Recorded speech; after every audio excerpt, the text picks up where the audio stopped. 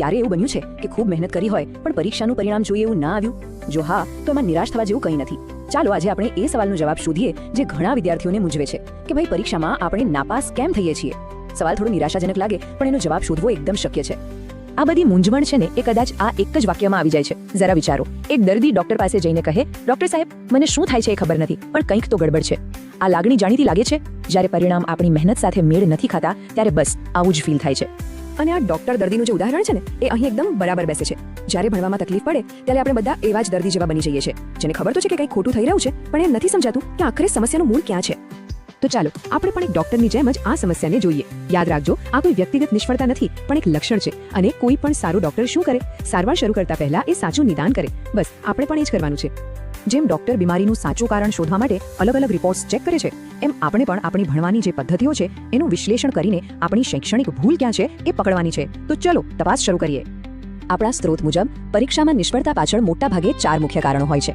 તો ચાલો આને 4 સંભવિત નિદાન તરીકે જોઈએ અને એક પછી એક દરેકને બરાબર સમજીએ. તો આ રહ્યા એ 4 સંભવિત નિદાન. ધ્યાનથી સાંભળજો. પહેલું, વાંચ્યું તો ખરું પણ વિષયને ઊંડાણથી સમજ્યા જ નહીં. બીજું, સમજ્યા તો ખરા પણ એને યાદ રાખવા માટે પૂરતું રિવિઝન જ ન કર્યું. ત્રીજું, અને આ સૌથી વધુ હતાશ કરનારું છે, બધી તૈયારી કરી પણ પરીક્ષામાં બેઠા ને બધું જ મગજમાંથી ગાયબ. અને ચોથું, જે એકદમ સીધું અને સ્પષ્ટ છે કે ભાઈ વાંચ્યું જ નથી. જરા વિચારો, આમાંથી કયું કારણ સૌથી વધુ બંધ બેસતું લાગે છે? ચાલો સૌથી પહેલા એ 2 નિદાન પર ફોકસ કરીએ જે ઘણીવાર એકબીજા સાથે ભળી જતા હોય છે પણ હકીકતમાં એ 2 સાવ અલગ અલગ સમસ્યાઓ છે. આ તફાવત સમજવો બહુ જ જરૂરી છે. શું સમસ્યા એ છે કે વિષયનો કોન્સેપ્ટ જ પકડમાં નથી આવ્યો? કે પછી સમસ્યા એ છે કે જે સમજ્યા છો એને મગજમાં પાકું કરવા માટે પૂરતો સમય નથી આપ્યો? જુઓ, પહેલી સમસ્યાનો ઉકેલ શીખવાની રીત બદલવામાં છે જ્યારે બીજી સમસ્યાનો ઉકેલ એક સારી રિવિઝન સ્ટ્રેટેજી બનાવવામાં છે. અને હા, પેલું ચોથું નિદાન, જો કોઈ અભ્યાસ જ નથી કર્યો તો પછી પરિણામ શું આવશે એમાં કોઈ રહસ્ય નથી, ખરું ને?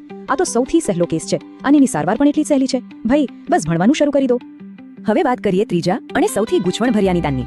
આપણો સ્ત્રોત આને એક બહુ જ રસપ્રદ નામ આપે છે, બાષ્પીભવન. આ એ સ્થિતિ છે જ્યારે બધી જ મહેનત પર પાણી ફરી વળે છે અને પરીક્ષામાં મગજ એકદમ કોરું ધાકોડ થઈ જાય છે. આ સવાલ ખરેખર બહુ દુઃખ આપે એવો છે, નહીં? કલાકોની મહેનત કરી, વિષયને બરાબર સમજ્યા, વારંવાર રિવિઝન પણ કર્યું, તો પછી જ્યારે સૌથી વધુ જરૂર હતી બરાબર એ જ સમયે એ બધું જ્ઞાન ગયું ક્યાં? તો આ બાષ્પીભવન છે શું? સાવ સાદા શબ્દોમાં કહીએ તો આ એ અનુભવ છે જ્યાં બધું પાક્કું યાદ કર્યું હોય છતાં પરીક્ષાના ટેન્શનમાં અચાનક બધું જ ગાયબ થઈ જાય છે. આવું પરીક્ષાના દબાણને કારણે થાય છે જ્યારે આપણું મગજ માહિતીને યાદ કરવાને બદલે એ તણાવનો સામનો કરવામાં લાગી જાય છે. અને હા, આ કોઈ વહેમ નથી, આ એક વાસ્તવિક મનોવૈજ્ઞાનિક ઘટના છે. ચાલો નિદાન તો કરી લીધું પણ હવે સારા સમાચાર એ છે કે દરેક સમસ્યાનો ઉકેલ હોય છે. તો હવે સમય છે એની દવા અને સારવાર પર ધ્યાન આપવાનો. આ વાત મગજમાં બરાબર બેસાડી દેજો. ભલે સમસ્યા સમજણના અભાવની હોય, રિવિઝનની કમી હોય કે પછી પરીક્ષાના ટેન્શનની હોય, દરેક શૈક્ષણિક બીમારીનો ઇલાજ શક્ય છે. હિંમત હારવાની બિલકુલ જરૂર નથી. આ આપણા સ્ત્રોતમાંથી એકદમ સીધું માર્ગદર્શન છે.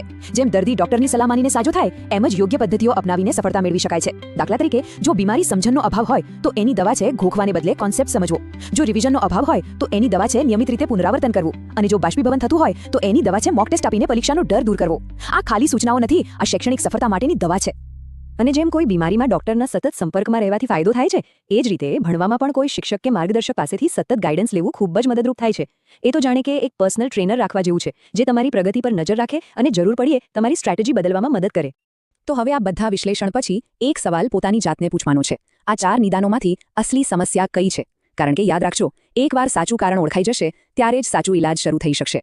પોતાની સાથે પ્રમાણિક રહો અને આજે જ એ સુધારા તરફ પહેલું પગલું ભરો.